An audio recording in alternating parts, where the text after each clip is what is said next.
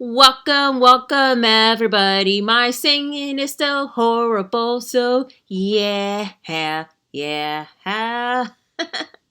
Welcome everybody to another episode of Into the Stratusphere. I'm your girl Cindy G. Hope everyone had a great last week, especially on the weekends, of course. Wanted to give a very special shout out to the Bullcast Nation, who are mamas, of course. I know you guys celebrated an amazing Mother's Day, of course.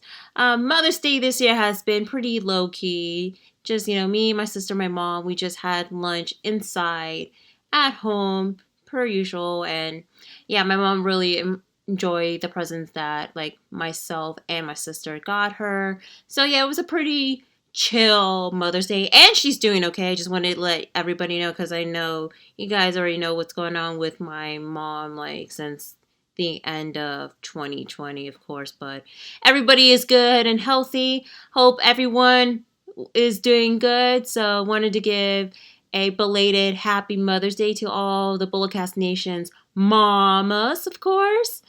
Anyway, you guys, with that being said, we are in episode 35. That's right. Episode 35, State of Emergency. That is right. That is the name of the episode, because I wanted to talk about a very concerning wrestling news that's been recently, especially in the world of New Japan Pro Wrestling. Especially there has been a recent report I found out this morning that is very concerning, especially what's going to be happening with New Japan Pro Wrestling overseas in Japan, you guys. So, on today's episode, independent wrestling, of course, results and upcoming show, then wrestling news and headlines, recap from NWA Powerrr Surge. That's right. There was no NWA Powerrr. It's just a Powerrr Surge episode, which I'll get into that. Also, recap from Impact Wrestling. And also, I'm going to be doing a prediction for this Saturday's Impact Plus special for Under Siege. Alright, you guys, so let's go ahead and kick off with some independent wrestling results. That's right. So, on Thursday, May 6th, that's right, Beyond Wrestling presents Beyond Project Reality just took place at the White Eagle venue in Worcester, Massachusetts. So you have is Chris Dickinson defeated Teddy Good, Alec Price defeated Edith Surreal, Robo the Punjabi Line defeated One Call Manners. The team of the Sea Star consists of Ashley Vox and Delmi XO defeated the team of Pretty Proper consists of Lady Frost and Victor Benjamin in a tag team match. Matt Matawiski defeated Cam Zagami. And Matt Matawiski defeated Richard Holiday. Aaron Rogue defeated Solo Darling. The team of the Shook Crew consists of Bobby Orlando and Bryce Donovan defeated the team of Mike Verna and Rex Lawless. Kimberly defeated Masha Slamovic. And in your main event match, Wheeler Yuta defeated Lee Moriarty and become the new IWTV Independent Wrestling Champion. So congratulations to all the winners. You can check out Beyond Wrestling presents Beyond Project Reality only on independentwrestling.tv. PWA presents PWA Black Label just had their show on Saturday, May 8th. Took place at the Max Watts Arena in Sydney, Australia. That's right. Kai Drake with Michael Spencer defeated Jack Bonza with Kingsley. Matt Roger defeated Backman with Jim Bro Jesse and Jack Payne. And Belina Pierce with Unsocial Jordan in a three-way match. Big Fudge versus Concrete Davidson ends in a draw during the two-man Rumble match. Matt Diamond defeated Liber Lucci via DQ. The team of Charlie Evans, Jessica Troy, and Ricky South defeated the team of Cherry Stevens, Sam Osborne, and Will Kiedis alongside Don Marnell in a six-person tag team match. Mick Moretti defeated Carter Deems. Unsocial Jordan with AJ and Belina Pierce defeated Michael Spencer. And in your main event match, the team of Aussie Opens consists of Kyle Fletcher and Mark Davis defeated the team of the Velocities consists of Jude London and Paris De Silva, and thus becoming the new PWA Tag Team Champion. So congratulations to all the winners. You can check out PWA Presents PWA Black Label on Fight TV. That's right. And now that is it for the independent wrestling results. Now we have upcoming shows. So I have is one show that is upcoming that's going to be taking place this Saturday, May 15th. That's right. Game Changer Wrestling presents Draft Day. We'll be having the show at the Meet Las Vegas, of course, in Las Vegas, Nevada. That's right. So you'll have is Jack Cartwheel will be taking on Jimmy Lloyd. You have is Leo Rush will be taking on North Cal's favorite, Starboy Charlie. Then Joey Janela will have his match against Alley Cat. Jordan Oliver will be having his match against Ricky Marvin. Effie will be taking on Dark Sheik. SGC will be taking on Unguided and Effie. And in your main event match, you'll have is the GCW World Championship match between the current champ Nick Effin Gage will be taking on AJ Gray. So check out GCW on Fight TV. Alright, you guys, that is it for the independent wrestling results and upcoming shows, you guys. Now let's go ahead and go to the wrestling news / headlines, whichever. So, I did listen to the recent episode of Renee Paquette's podcast, Oral Session, where she actually did interview Mickie James. So, I was at work and I saw on Spotify that Renee releasing a new episode featuring Mickie James. I'm like, holy crap, let me go ahead and listen to it. Because I know this is going to be a lot of like talk around the internet wrestling community, especially in the wrestling journalistic world, you guys. So I had to listen to the whole interview. And I must say, the interview was very spot on perfect. I'm glad that Mickie James was very honest and very authentic when it comes to like certain topics she was talking about, especially the recent trash bag gate, which y'all know what's been going on within the past couple of days, where Mickie James did took to social media calling out WWE for like mailing her in her stuff in a trash bag, of course. And of course, with this whole outrage happening, a lot of the former WWE superstars, mainly the women's superstars, speaking out on it, and they took action that WWE fired Mark Carrano, of course, which not a fan of his because, you know, seeing past episode of Total Divas, well, my sister's a fan of Total Divas. Yeah, he has this manipulated, cocky attitude, you know, but that's just me. Anyway, so on the episode of the Orange Session, Mickie James did debunk a couple things that she discussed. First of all, the trash bag gate. Even though at first, like, she was very hesitant to post the picture and what she had to say about the care package that she received. However, she did using her own judgment and just posted right away. She did say that she has no ill will towards WWE or Vince McMahon because she is forever grateful for the opportunity that she's been giving, especially showcasing her in-ring ability, her character, how she is actually given the opportunity to be wearing many hats, like whether she wanted to be in commentary or be a manager or in backstage being a producer.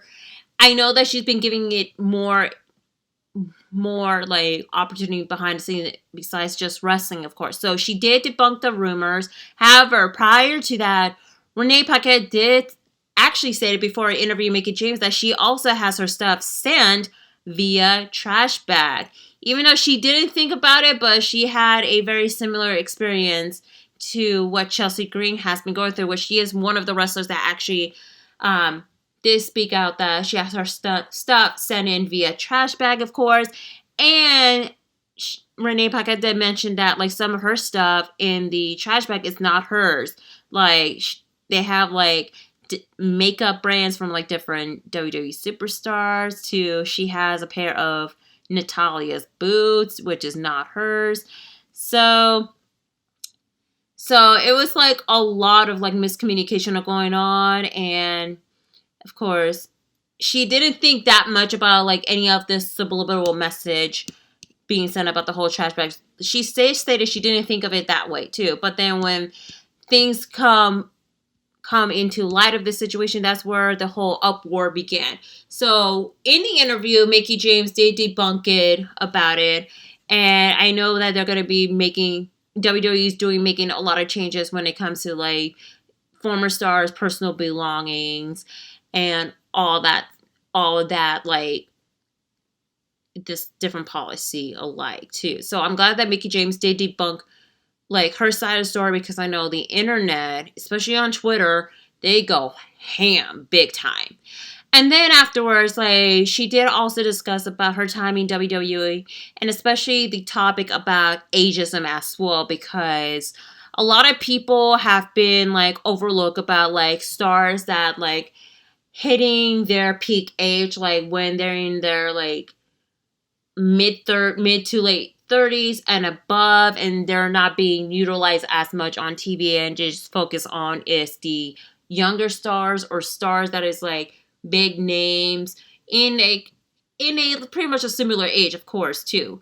So Mickie James, she didn't think much, stated that she didn't think much about this whole ageism thing, even though for women it is different, and it's different. However, WWE is trying to pitch in kind of like this old lady gimmick, which thank goodness it didn't happen.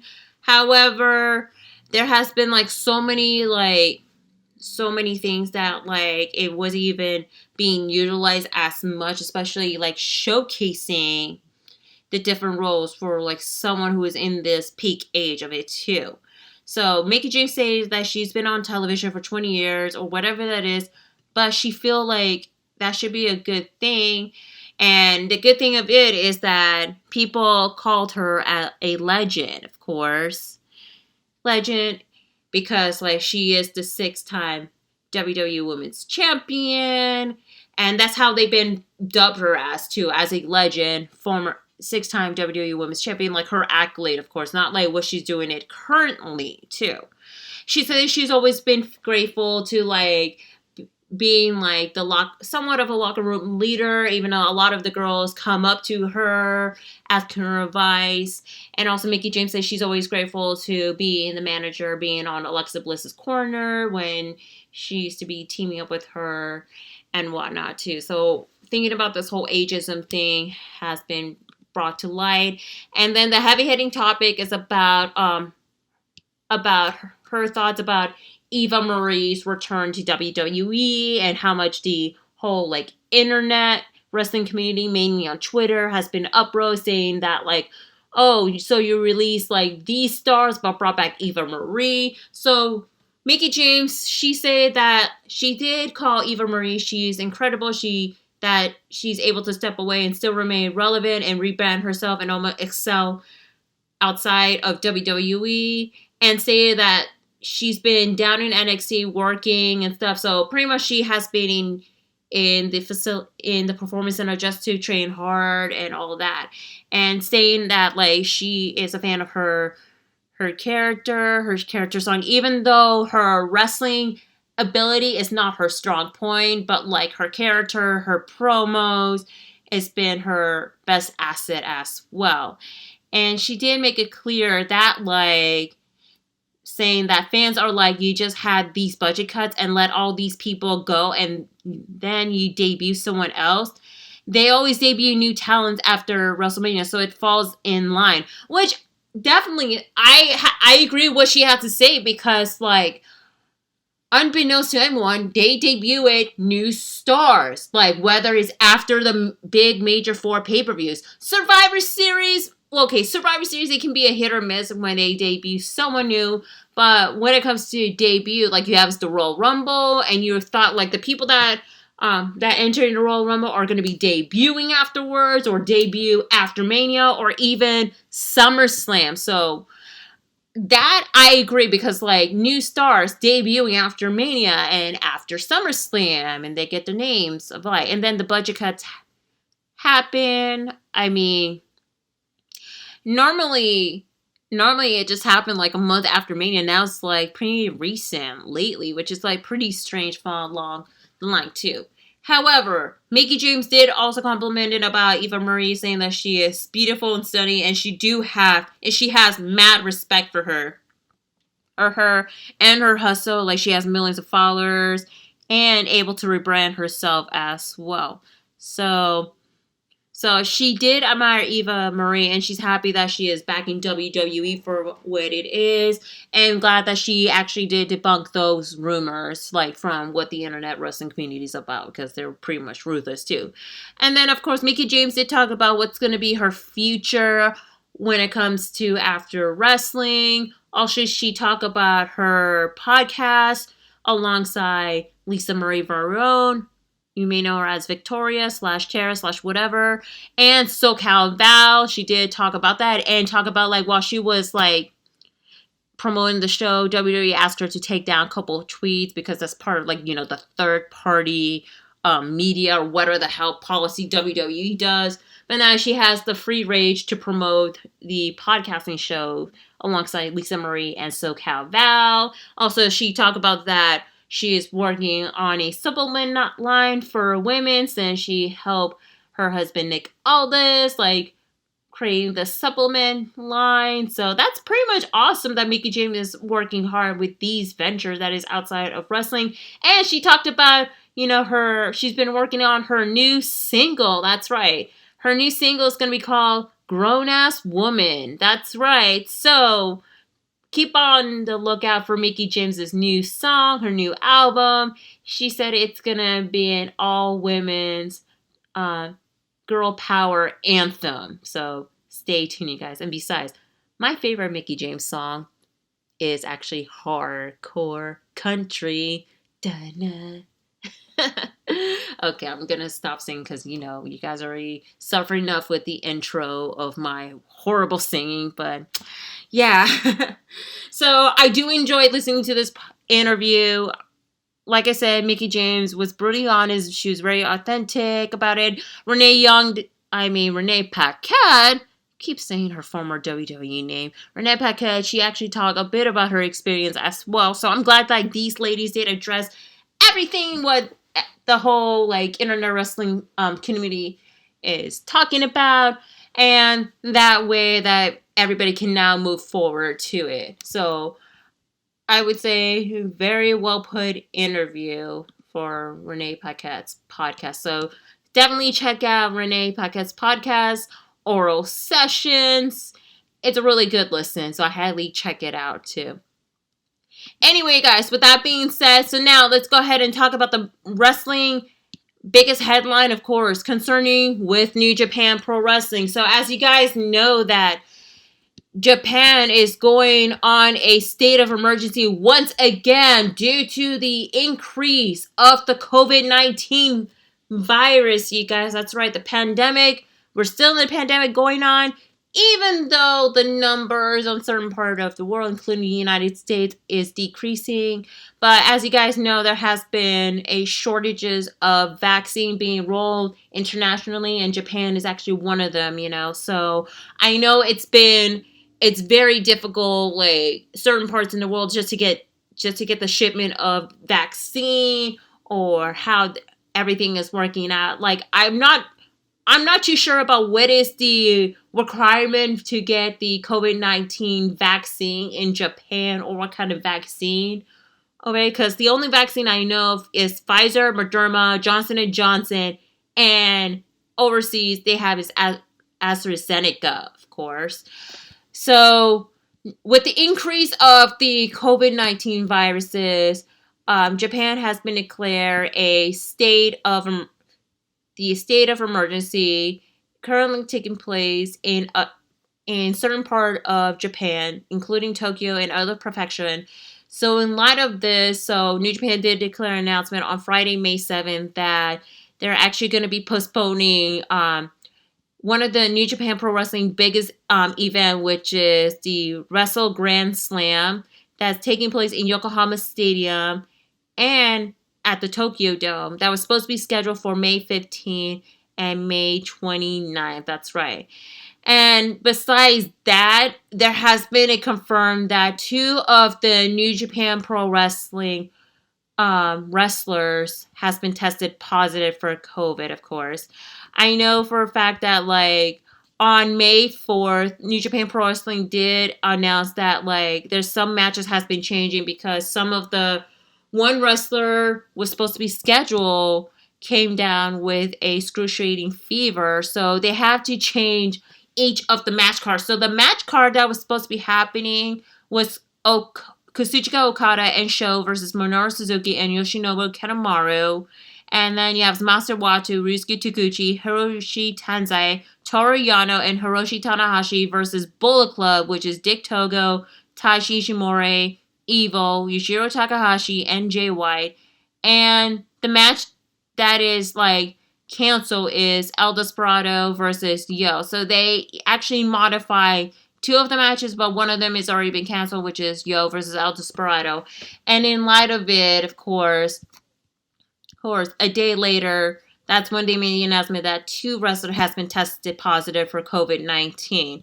And in light of that, they did not reveal which wrestler has been tested due to the privacy and being respected privacy for the wrestler while they're in the road to recovery as well.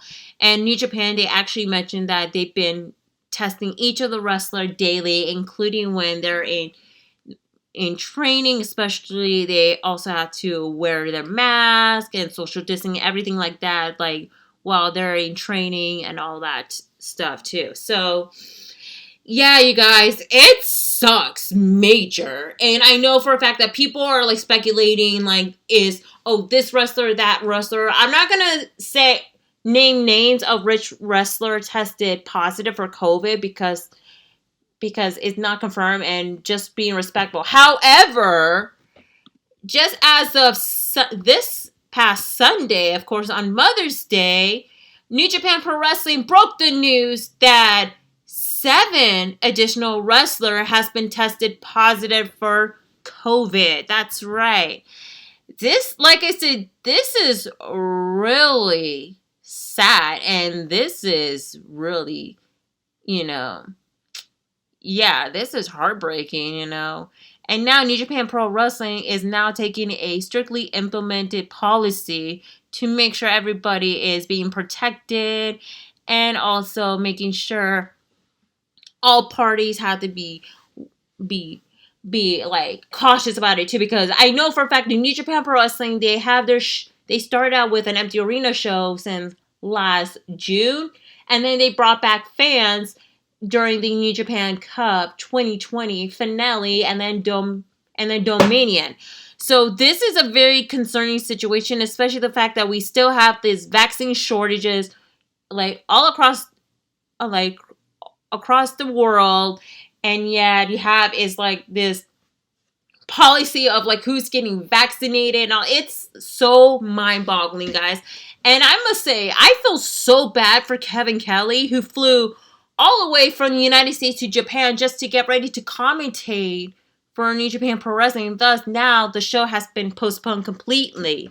So what's going to be happening with New Japan Pro Wrestling? I mean, I know that, like, they're going to be continuing to postpone it. Probably it's going to be like a month and all postponed because Dominion is going to be taking place sometime in the summertime, you guys. Mainly July, August, I don't know.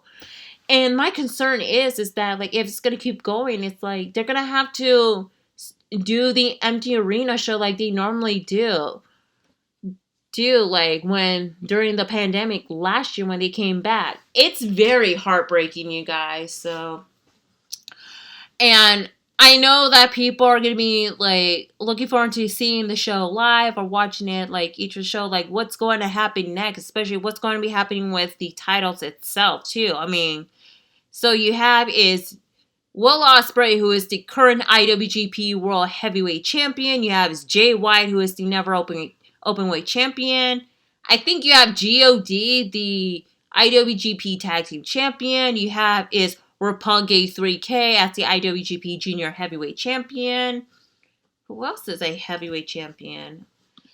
I got to take a look on Wikipedia later on, so my mind has been blurred. However, you guys, there's still New Japan Strong every Friday night. That's right. Every Friday night, New Japan Strong airs, so that's something to look forward to watch for if you need a quick fix for New Japan Pro Wrestling. I, for myself, has been strongly watching New Japan Strong every Friday, and I enjoyed it so much. And especially you have is the first ever New Japan Strong champion, Filthy Tom Lawler, you guys. And they're now on the Road to Destruction tour, or is there Collision? Something like that tour. I mean, it's been a long day, you guys, but yeah, I just wanted to send so much love, speedy recovery to everybody that is affected by the virus, and also everybody's affected with everything overseas. You know, my heart goes out to you guys. Hopefully things may change. Hopefully there'll be more vaccine that's going to be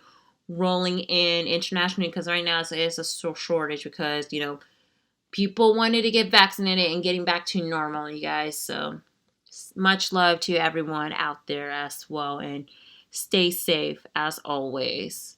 And speaking of New Japan Pro Wrestling, New Japan Strong results. So you have is the team of the LA Dojo, which is the DKC and Kevin McKnight versus Barry Brown and Adrian Quest, where Barry Brown and Adrian Quest defeated the LA Dojo Boys. Then you have is the West Coast Wrecking Crew, which consists of Royce Isaac and Jorel Nelson, defeated the team of Jordan Clearwater and Mysterioso in their New Japan Pro Wrestling US of A debut match. And that was pretty much a very fun match. And in your main event match, you have is the team of Jon Moxley and Chris Dickinson defeated the team of Yuji Nagata and Ren Narita. So those are the results from this past Friday's New Japan Strong.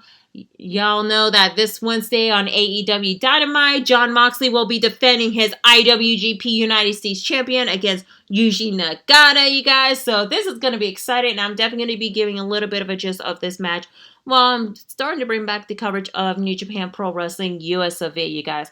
But if you want to find out more of my thoughts on AEW Dynamite or anything AEW related, head on to the Teddy Turnbuckle's YouTube channel. I mainly do reaction video, and I give my review and recap of the episode of AEW Dynamite live stream. Alright? Anyway, you guys, enough of this, sadness of this news.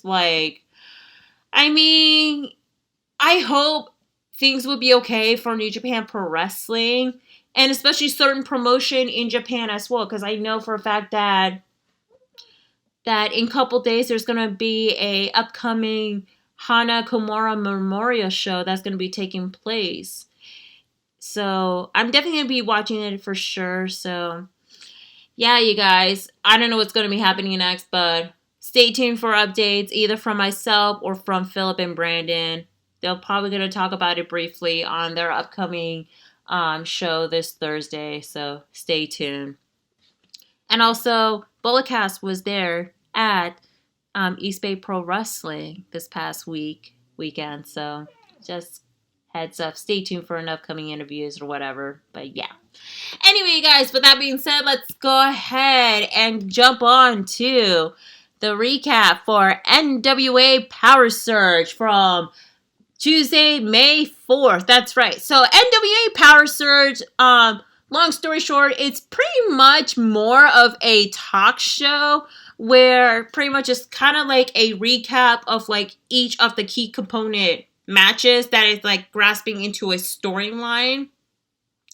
And then after showing like recaps of like past segments and past matches, hosts Joe Galli and May Valentine interview each of the wrestlers. So for that, they show the recap of this whole like quarrel between Thunder Rosa, Melina, Camille, and Taryn Terrell on the last episode of NWA Powerrr. And that's where Joe Galli and May Valentine interview Thunder Rosa. So Thunder Rosa did talk about she's very proud of her accomplishment, especially what women's wrestling can do, especially during the pandemic as well, since Thunder Rosa has been wrestling with AEW. She was the NWA Women's Champion before she lost to Serena Deeb on Primetime Live, and how she lost the number one contendership match to Camille on the Back for the Attack pay-per-view. So yeah, you guys.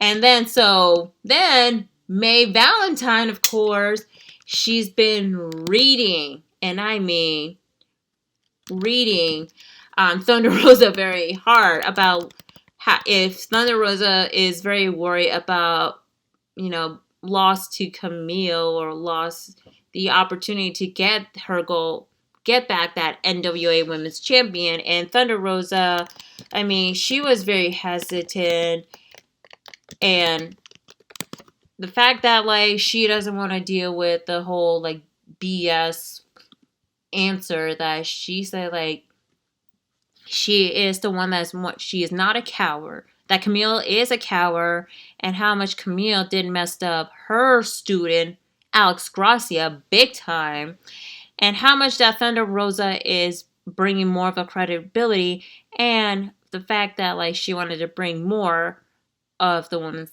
wrestling of it is. And also, like, May did actually ask Thunder Rosa about, like, Thunder Rosa ran the training facility and the promotion, of course, and how it's, like, hard to juggle, but Thunder Rosa did say that she had to pay the bills and the credit, and giving it more of a credit how much that she's making a name for herself, especially in bringing those talents to NWA and showcasing what's about too. So yeah, so it was pretty much a very interesting interview, especially the fact that, May Valentine, with her journalistic background, like, you could tell that she wanted to dive deep into each of the wrestlers', like, concerns and questionable doubts or anything like that. So that's what I like about it too. So yeah, you guys. Afterwards, then you have is a NWA Powerrr Surge Spotlight match. That's right, between Sky Blue versus Genocide. So for commentary is Velvet Sky and Joe Galli. And I am very impressed with this matchup, of course. So you guys familiar with Sky Blue and Genocide from AEW Dark, as I mentioned it before. Well, Sky Blue was recently on AEW Dark and AEW Dark Elevation from pretty much, I think, almost a month ago. And I'm going to say these ladies did impress the hell. I mean, it's like more of, like, agility meets powerhouse, of course. So you have, like, Sky Blue did super kick, Genocide, followed by a roundhouse kick to Genocide, and then Genocide with the more of a powerhouse maneuver, as she did the sidewalk slam for a 2 count, and then she did deliver a surfboard submission hold until Sky Blue did escape. A lot of back and forth counter going on. Genocide with the vertical suplex for a 2 count. Sky Blue with that high crossbody, like, jeez, to Genocide that ends in a 1 count. And at the end, Genocide deliver a pile driver and thus pick up the victory. So this is a very impressive showcasing match, especially for the women's division. Like, wow. I am very impressed altogether. So afterwards, more highlights from what happened on the main event match, which is the Team Aldis, which is Strictly Business, and JR Kratos versus the team of Team Trevor Murdoch, which is Trevor Murdoch, Tim Storm, and Aaron Stevens. And yeah, they did show what happened during the main event match, and then May Valentine interviewed Trevor Murdoch. He talked about, like, what that national title means for him, how much he is a family man, he is setting up the example, and how much he is very sad that he had to no longer be in NWA for 30 days. He had to stay home and watch Nick Aldis being the champion and all that stuff. So it was pretty much a very heartbreaking interview. And then more highlights going on, like talking about the whole situation with Jared Kratos and Aaron Stevens, especially Jared Kratos versus Saul Ronaldo's match. Yeah, it's a lot of highlights from like past episode of NWA Powerrr that's like coming across to it. And then at the end you have his Joe Galli and May Valentine interview, of course, the NWA World Heavyweight Champion Nick Aldis. As Nick Aldis did made the announcement that Tom Lattimore and Chris, Master of the Full Nelson Adonis, will be competing for the NWA World Tag Team Champion against Jared Kratos and Aaron Stevens, which Nick Aldis did briefly stated about this whole fallout between Kratos and Aaron Stevens ever since Aaron Stevens did turn into a new lead that causes Kratos to get more frustrated. So pretty much we're going to be seeing the title match probably on June 6th for the NWA pay-per-view when our Shadows Falls. And then here's a kicker. So the kicker is that Joe Galli made the announcement that there will be a 13-man battle royal to determine the number one contendership for the NWA World Heavyweight Champion. However, the only exclusion for the ones that's going to be competing for the number one contendership in the battle royal is whoever's the current NWA Tag Team Champion, the television champion, and the national champion. So those are the ones that are not going to be participating in the 14-man battle royal to get that number one contendership match, and it's going to be taking place at the pay-per-view when our Shadows Fall. So yeah, and I know Nick Aldis was not happy about the announcement, and then he left. So yeah, so that is it for the episode of NWA Powerrr Surge. I mean, I'm not going to grade this because it's just your typical talk show, like giving like past highlights and a showcasing match. But the Genocide versus Sky Blue match, I enjoyed a lot, you guys. Pretty much more entertaining than Jeremiah Plunkett versus Mims match, which it is pretty much a good showcasing match, you guys. Don't get me wrong about it. But all in all, it's a good show. So NWA Powerrr will be coming back this Tuesday, so I cannot wait to watch it. Yeah. Anyway, you guys, enough of NWA talk. Now let's go ahead and talk some Impact Wrestling. That is right. Impact Wrestling for May 6th, 2020 on a Thursday. Before the Impact pre-show match you have is Jake Something defeated Shira in a singles match. It was pretty much a solid match, especially there has been some interference going on with Rohit Rashu. So pretty much it's kind of like this whole revenge going on ever since Jake Something did lost to Chris Bay, all thanks to Rohit Rashu kind of grabbed Jake Something's ankle during the qualifying match. And yeah, so pretty much it's like more of like a feud that's still going on between Jake Something and Rohit Rashu and Shira. Alrighty, guys, so let's go ahead and go to the main card of Impact Wrestling. So the opening match you have is Chris Sabin versus Rhino for the qualifying match. That's right, just to recap, you guys, the 6-man qualifying match for the number one contendership for the Impact World Heavyweight Championship match against Kenny Omega at Slammiversary. That is correct, you guys. So continue on with this qualifying match. Sherman, who will get the spot in a 6-way match on Impact Plus exclusive Under Siege. And just real quick before I get into the match, so Impact Wrestling made the decision that Sami Callihan will be the one that's going to be part of this 6-way match at Under Siege. That's right. So we have Sami Callihan, Matt Cardona, and Chris Bay, of course. So the match itself, it was pretty much a very fun match. The only thing I was surprised that neither James Storm or the rest of the members of Violent by Design got involved in this match. They were all watching. They were just like rooting / giving words of encouragement to their prospective members. And it was pretty much a very fresh, crisp match.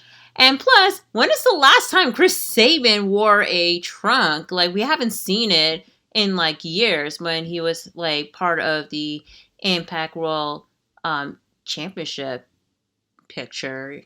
Like, yeah, it was before the whole, like, GFW type of situation, you guys. But, yeah, so it was pretty much a very impressive match. A lot of counter, a lot of back and forth, roll-ups going on. I mean, Chris Sabin with the missile dropkick to Rhino, but then Dina got distracted a bit from the referee, and that's where Rhino did poke a thumb in Chris Sabin's eye, but then, of course, Rhino with the suplex. But at the end, Chris Sabin with the inside cradle and thus pick up the victory, and he is advanced to the 6-way match at Under Siege. So it was pretty much a very fun match, and you never know what's going to be happening next. And then you have the backstage segment with Brian Myers, very upset about that he lost to Matt Cardona. You won't be able to be in a qualifying match until magically appear is Rosemary, which she actually kind of like, calling him out with the ego and this whole weird tarot card situation, which is like pretty interesting. So she did read his fortune, which of course Brian Myers called BS, and thus outcome Black Tauros start attacking him right away, and the rest of the members of DK has been surrounding him. So that's where there's a lot of like animosity going on, and thus like a setup for the upcoming match that's going to be taking place at Under Siege, which it's just been announced on Impact Wrestling's Twitter page. So this is going to be pretty interesting. And then afterwards, you have is a match between Susan with Kimberly versus Taylor Wilde. And you saw that Kimberly was trying to coach Susan, but Susan was like going out of control, all Karen mode, of course, which is entertaining. The match itself, it was pretty decent. I mean, it was pretty much a fun start. I like the fact when Taylor Wilde did a cartwheel takedown to Susan in a very professional manner, but then Susan did try to attempt it, but it's more like into like a Karen cartwheel that is not that impressive.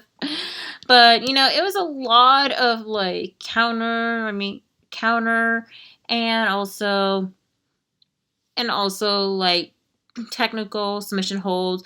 And then right in the middle of the match, Tennille Dashwood and Kayla with the K came out just to watch the match. But Kayla with the K has been taking a lot of picture of Taylor Wilde's match. Like, okay. So Kayla with the K, you're Tennille's personal photographer. Is that supposed to be your job? Is only strictly taking picture of Tennille? I guess she let him have the permission to take a picture of Taylor Wilde, her while she's in a matchup. So it was pretty much a fun match. And then right when Taylor Wilde was about to go up on the top rope, that's where Kimberly did grab the ankle, pull her down, and thus Kayla with the K got involved by picking Kimberly up, and that's where Tennille did hit Susan with a net breaker while the referee was looking through Kayla with the K and Kimberly. And that's where Taylor Wilde did took the advantage and delivered the Northern Lights suplex to pick up the victory. So it was pretty much a very good, decent match.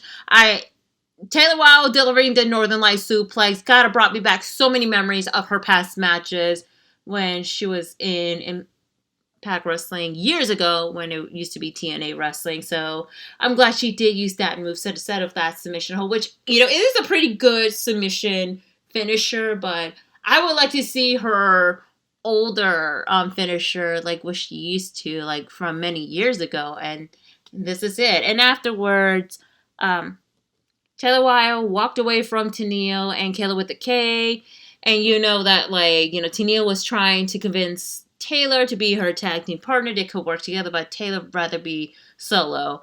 You know what's very interesting, you guys? I mean, Taylor Wilde's podcast, Wild On, actually, the recent episode Wild On, she actually interviewed Tennille Dashwood. What a coincidence.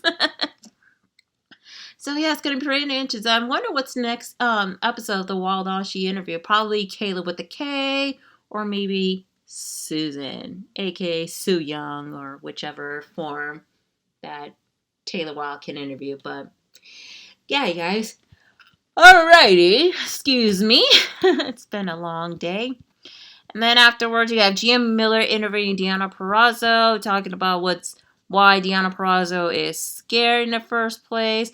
But then she got it quickly interrupted by DK, and that's where Rosemary did mock Deonna Purrazzo, calling her a coward and and so Deonna Purrazzo was upset. She tried to walk away, but Havoc stops but right behind her, and that's where Havoc wanted to challenge Deonna for the title and stuff. So Deonna, kind of quote unquote lie, say that she's gonna talk to Scott D'Amore and say, how about Havoc versus Rosemary for the number one contendership match on the next episode of Impact Wrestling, and thus the winner get to face Deonna Purrazzo at Under Siege. So that's what happened, even though she kind of blatantly lied to it, but yeah.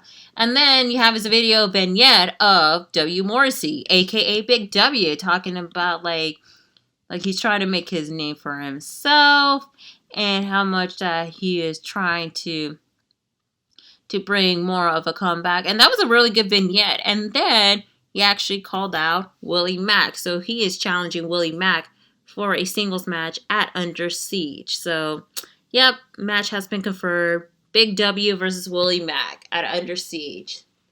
Looking forward to it. And then you have his Rohit Raju with Shera versus Trey Miguel for the qualifying match. So, fit spot, you guys.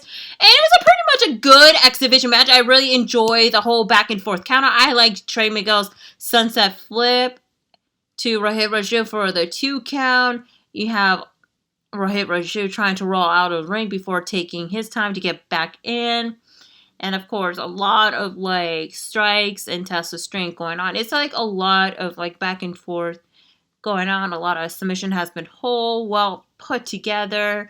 And you know what's interesting? No interference from Shera, because Shera was watching the whole match the whole time.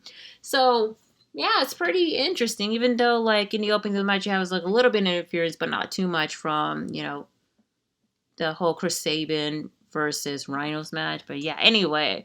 So you have is Trey delivered the Northern Light suplex into the double wrist lock before Rohit Raju gets into the rope for a break. And then Rohit Raju hits with the net breaker into a Falcon Arrow. Then trying to apply the crossfade, but Trey counter with the submission that we haven't seen. And then that's where Trey hits a hip disconnect into a knee bar submission. And thus he picked up a victory, and he got the fit spot for the 6-way match at Under Siege. So, very fun match. I really am very impressed, especially the high caliber from both guys. They're in the X division. Well, Trey, I think he's formerly in the X division because he's now competing more in the heavyweight division. Yeah, afterwards, music hits. Out comes Jay Something, and he started attacking Shera, and he got into the ring and attacked Rohit Raju. Like I said, the feud's still going on after what Rohit Raju did to Jake Something on the last episode of Impact Wrestling, where, like I said, Jake Something lost to Chris Bay, won't be able to get the qualifying match opportunity that he needed. So, continue on with this whole feud. Then you have this whole Swingers Palace B-crap situation. Now it's back on. However, what's interesting is all of the qualifying participate. Chris Bay, Chris Sabin, Trey Miguel. Well, not all, because Sami Callihan wasn't there. Sorry. And also James Storm was there, but James Storm was talking about he has an upcoming match against Moose, and he wanted to make sure that he is going to be the one that's going to beat Moose. Oh, yeah, Mark Cardona was there as well. So there was a lot of back and forth going on. And I know Chris Bay was giving it a mind game to James Storm, Chris Sabin. He's asking James Storm, beer money or beer guns? And then he asked Chris Sabin, mostly machine guns or beer guns. So a lot of argument going on. Is pretty interesting. So I'm glad this whole crapola segment, which is so unnecessary, they tied in more for the whole there's perspective of this match. And then you have I skipped so many parts of it too.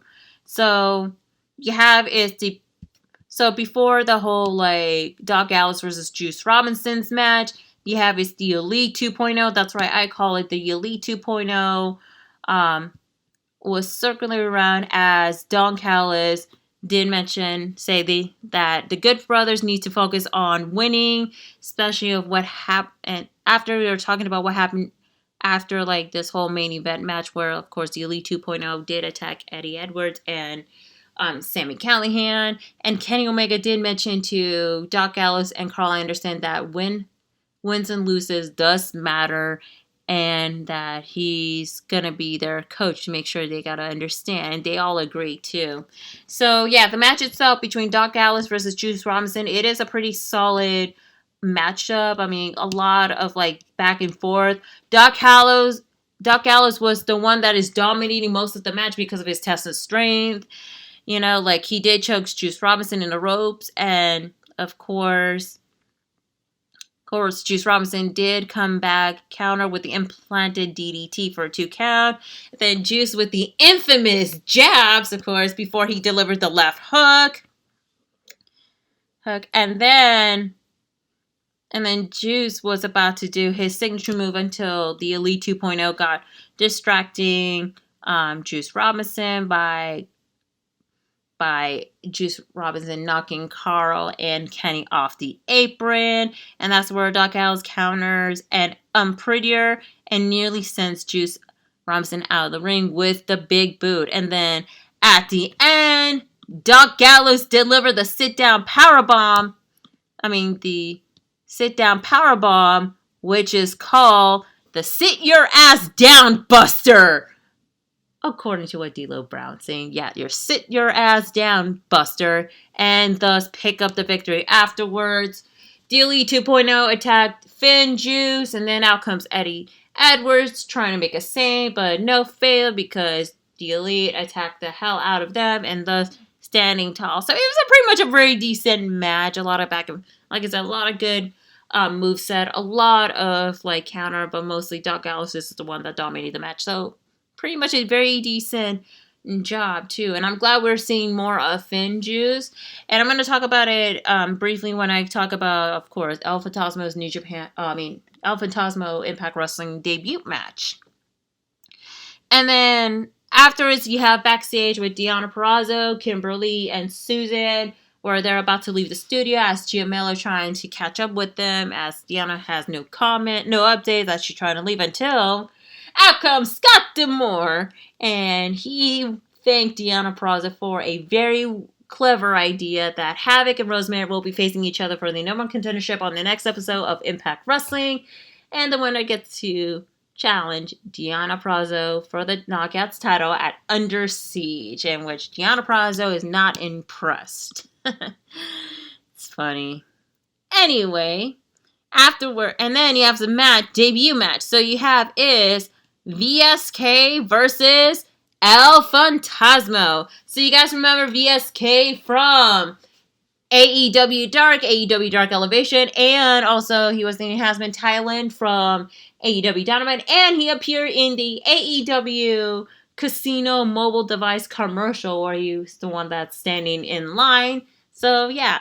So, that was a really much a good debut match for both guys. I am very impressed, especially with VSK. Like, holy crap. That was I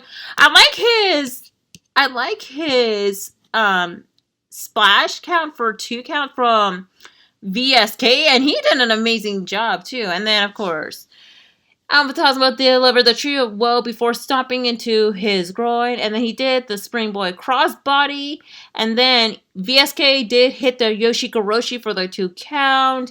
So a lot of high-flying action, a lot of like counter, like holy crap. And then, of course, typical Alphontasmo raking VSK's back so hard, and yeah, a lot of impressive counters. And at the end, Alphontasmo hit the super kick and thus pick up the victory. So what a great debut match. However, first of all, Alphontasmo came out to his own theme. Why the hell Impact Wrestling's not letting Finn Juice coming out to their perspective New Japan Pro Wrestling theme songs? Like, why? I understand why, probably due to copyright infringement. But I know that Alphontasmo did produce his own theme song with some help, which that makes sense why his theme song is playing, And now regarding with this whole like situation with like, you have New Japan stars coming into Impact Wrestling, that is more reasonable because like, with the whole situation going on in Japan with the increasing case of the virus has been spreading, some of the stars, New Japan Pro Wrestling stars, are stuck in their prospective country. Mainly, we have the majority of them here in the United States as well. That's why New Japan Strong existed. More opportunities for, the LA Dojo guys and other stars that signed with New Japan Pro Wrestling as well, So hopefully we're going to be seeing more of this whole partnership continue on, like, from New Japan to, like, Impact Wrestling, or with AEW as well. I mean, Yuji Nagata is going to be having his match this Wednesday against Jon Moxley, competing for the IWGP United States Championship. That's major, Hopefully we're getting some of the members, maybe more members of Bullet Club like GOD or even Jay freaking White appearing on Impact Wrestling or AEW or NWA or whichever, you guys. I mean, it is going to be making more accommodateable and especially being more safe too until like things are slowly getting back on track, especially with the whole vaccine situation over there in Japan. But yeah, all in all, it was a solid debut match. And then afterwards, the next match, you have Kiera Hogan versus Rager Ellering. I must say, this is a better match than the previous match between Taylor Wilde versus Susan, with all due respect. I mean, it was a lot of aggression from both ladies. You saw like Kiera Hogan super kick Rachel and beat her in the corner before hitting a backstabber for a 2 count. And then Kiera Hogan with the Bulldog for a 2 count, unlocking in a rear naked chin lock. Then Rachel did counter with the clothesline into a flying back elbow and then a senton for a 2 count before Kiera Hogan come back with the running maneuver in the corner. And that's after Tasha Steele got involved by pushing Kiera Hogan off from the corner, and that's where Rachel Ellering did hit the bum. That's where Kiera Hogan did her running signature uppercut for the 2 count, of course. And then at the end, I mean, I must say this is one of my favorite, like, Rachel Ellering finisher. Once that Kiera Hogan and Rachel went back and forth, that's where Rachel took the advantage and delivered a very incredible black hole slam.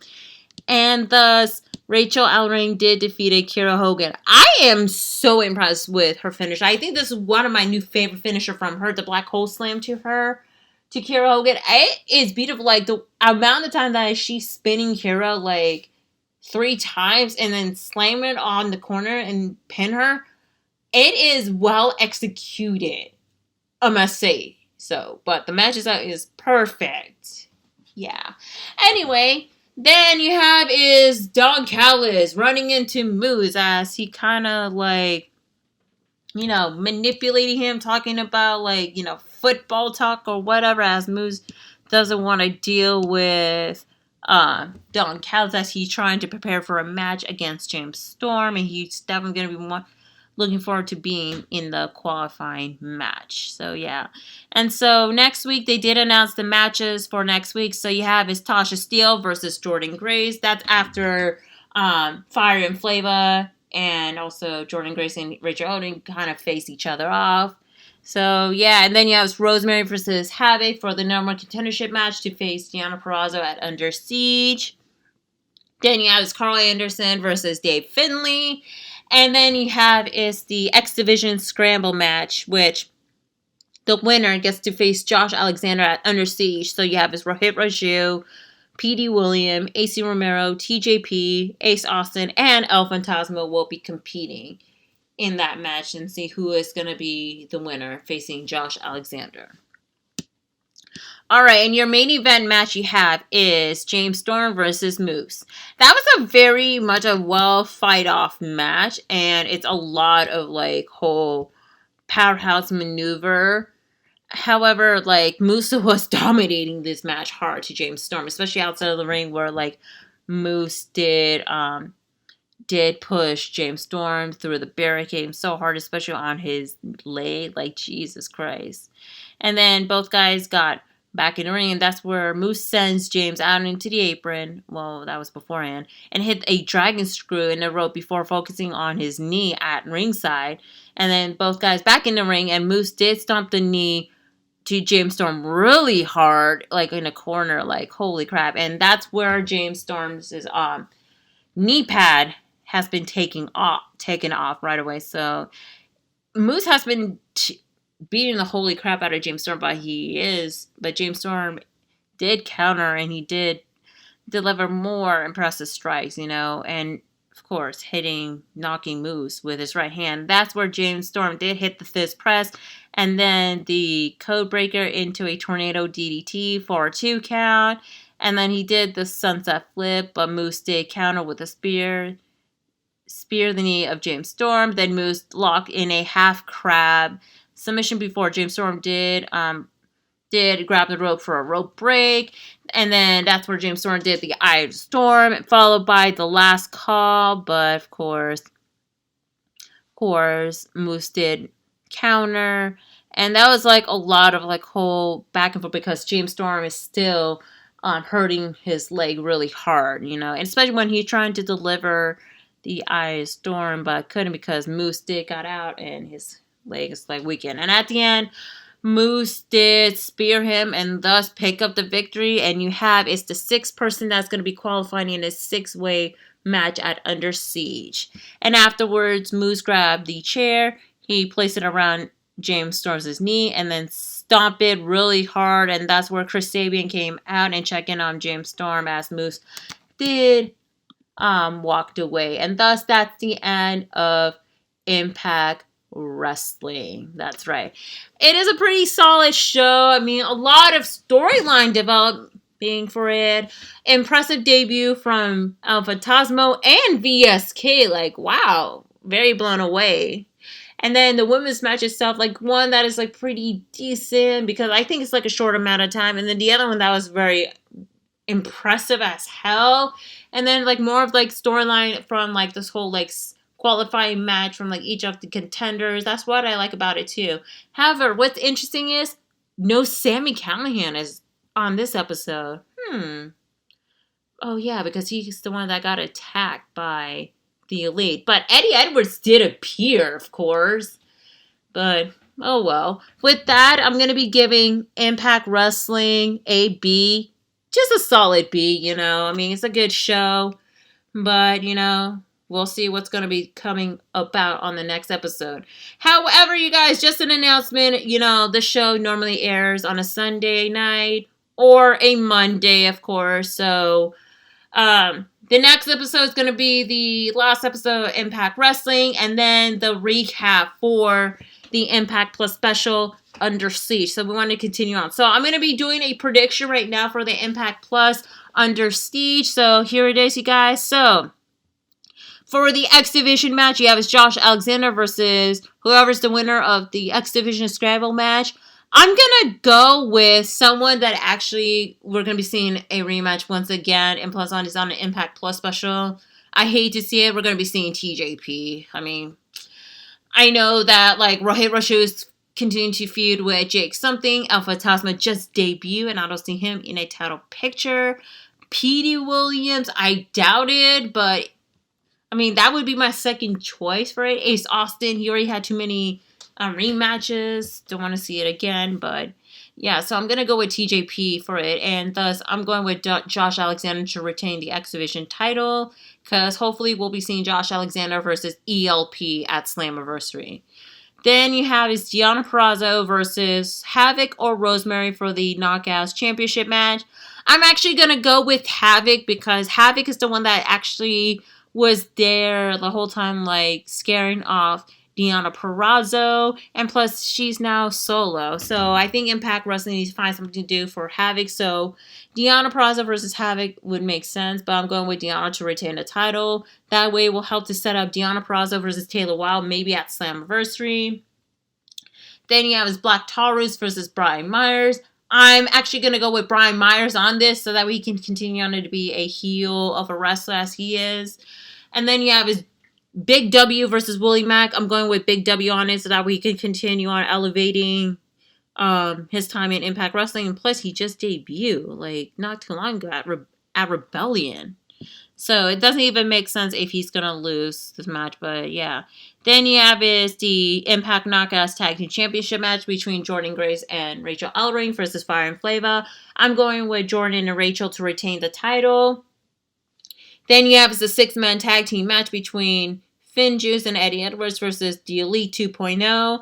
I'm going to go with the Elite 2.0 to pick up the victory. I mean, you need to have like a higher elevating star power, and plus it's Kenny Omega. He is the belt collector, of course.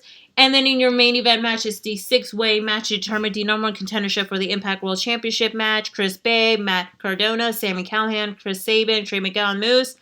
My primary pick, I'm going with Moose on this because I know that people are pushing Moose hard. Depends on, his status with Impact Wrestling. I just feel he's going to be the one that's going to face Kenny Omega. However, my secondary pick, I'm going to go with someone that's going to be very brutal. And I think we'll be seeing more of a partnership. Especially someone who's currently in AEW. I'm going with Sami Callihan as my secondary pick.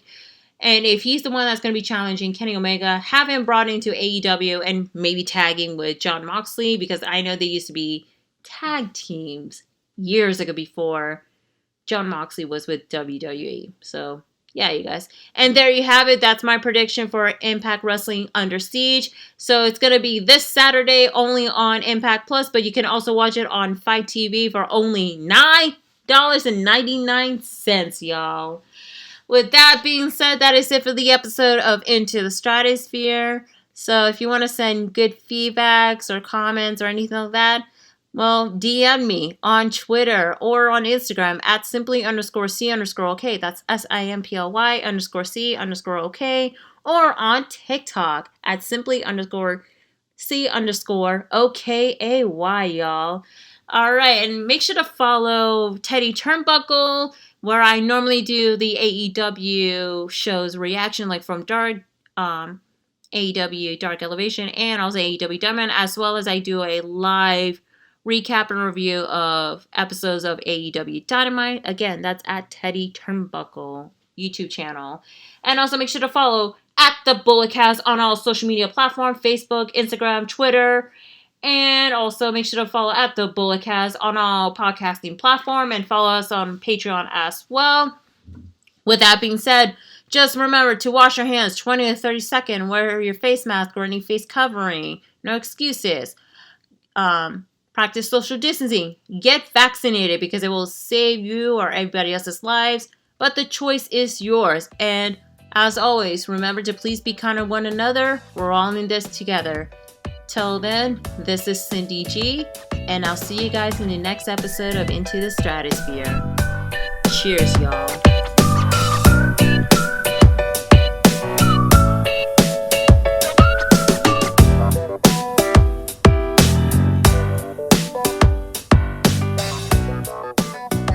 This has been the Bulletcast. Thank you for listening.